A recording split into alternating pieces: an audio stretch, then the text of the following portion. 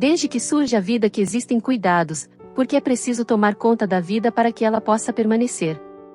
Os homens, como todos os seres vivos, sempre precisaram de cuidados, porque cuidar, tomar conta, é um acto de vida que tem primeiro, e antes de tudo, como fim, permitir a vida continuar, desenvolver-se, e assim lutar contra a morte, morte do indivíduo, morte do grupo, morte da espécie. Ser no mundo é essencialmente zelar, cuidar, existir ao lado das coisas e dos seres, ter interesse, ser com os outros que encontramos no mundo, o que corresponde ao que Heidegger denomina de solicitude. A relação de ser com os outros se caracteriza pela maneira como age, sente e pensa no convívio com seus semelhantes. O cuidar, relacionar-se com o outro é a estrutura fundamental do ser. Cuidar se expressa pela relação com o outro dentro do mundo. Existencialmente falando, significar zelar é o desvelar do outro, orientado pela consideração e paciência. O cuidar põe em evidência o ser livre. O ser humano sem cuidado não pode ser livre. Quer dizer que, durante milhares de anos, os cuidados não pertenciam a um ofício, menos ainda a uma profissão. Diziam respeito a qualquer pessoa que ajudasse qualquer outra a garantir o que lhe era necessário para continuar a sua vida, em relação com a vida do grupo. O ser humano, ao longo do seu desenvolvimento, adquire formas e expressões de cuidar que se sofisticam. Mesmo entre os animais, parece ser possível identificar manifestações e expressões de cuidado na higiene, no comportamento com a prole e com aquilo que parece lhes pertencer e com aquilo que lhes é alvo de devoção. O ser humano é um ser de cuidado, o ser nasce com este potencial, portanto todas as pessoas são capazes de cuidar e necessitam, igualmente, de serem cuidadas.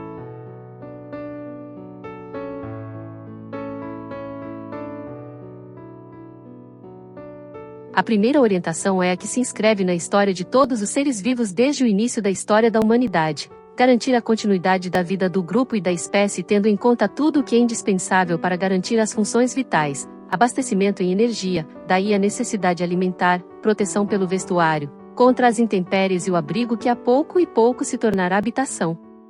Desde o início da espécie, os estudos mostram que o ser humano, independente do sexo, tinha uma preocupação principal: sobreviver, e para isso precisava primeiro de alimento, água.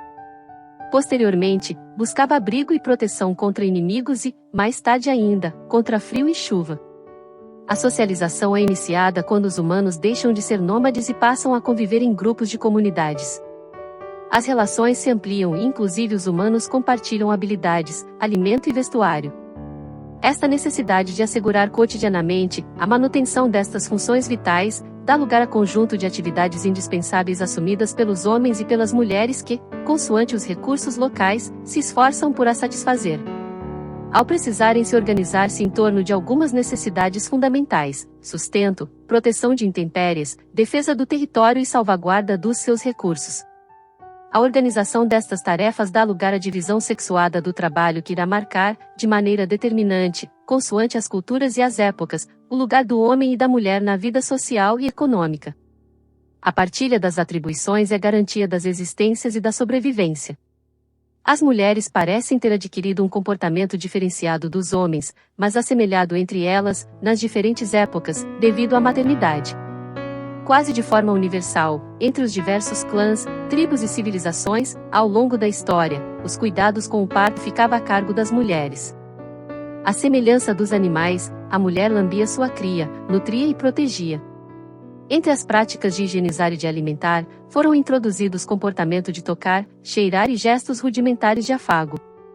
Parece que os primeiros instrumentos foram criados com os membros do gênero Homo, conhecido algumas vezes como Homo habilis, um pequeno hominídeo, cujo fóssil encontrado data, provavelmente, de 2,5 milhões de anos atrás.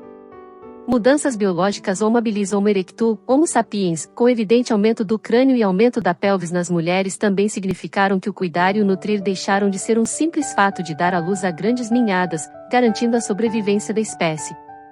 As necessidades variam, tornando-se maiores e mais complexas. O período da infância tornou-se maior e, consequentemente, aumentou o período de dependência, modificando, dessa forma, as atividades das mulheres, que se tornaram mais ocupadas no preparo da alimentação e com a aprendizagem das crianças. Os machos precisavam elaborar melhor os artefatos, assim como prover a família com alimentos e protegê-la. O maior avanço técnico-cultural da pré-história é observado quando o ser humano consegue manejar o fogo, além da pedra. O fogo foi, sem dúvida, um instrumento revolucionário cultural, econômico, social e tecnológico. A posse e a habilidade em utilizá-lo constitui fonte de poder. A espécie Neandertal, acreditada como uma forma mais primitiva do Homo sapiens, caminhada em posição ereta, possui um cérebro maior em tamanho e se distinguiu pela construção de alguns artefatos e, principalmente pela forma de sepultamento de seus mortos, na qual é observado a evidência de rituais ou cerimoniais.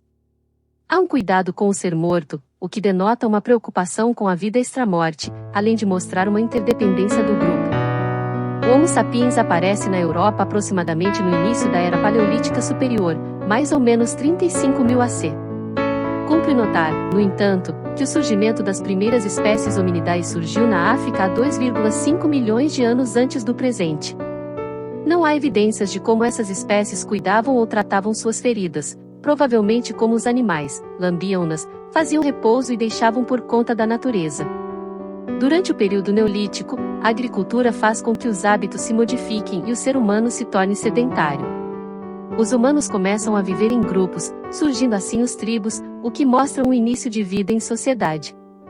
Os primeiros seres a praticar a medicina foram as mulheres, não porque eram as enfermeiras naturais de seus homens e crianças, tampouco porque realizavam os partos, mas devido à sua conexão tão próxima com o solo, através da agricultura. Essa experiência deu-lhes conhecimento das plantas, frutos e raízes sementes, capacitando-as a desenvolver a arte da medicina, distinta da mágica dos religiosos ou chamas. Desde os primórdios, foi a mulher quem primeiro tratou no sentido de cuidar e medicar. Mulheres ao longo da história, além das práticas de cuidado relacionadas às funções reprodutivas, desempenharam cuidados aos incapacitados e idosos, dedicando-se à educação dos filhos, à manutenção da casa, ao preparo dos alimentos e, em muitas culturas e épocas, ao preparo de medicamentos caseiros. Assim, citando Collieri, as atividades da mulher, tradicionalmente tomar conta, cuidar, tratar, na verdade, correspondem a garantir ou compensar funções vitais e que essencialmente se organizam em torno de dois polos, quais sejam, do nascimento à morte. Pode-se dizer que através do cuidar, as mulheres expressam uma forma de relação com o mundo.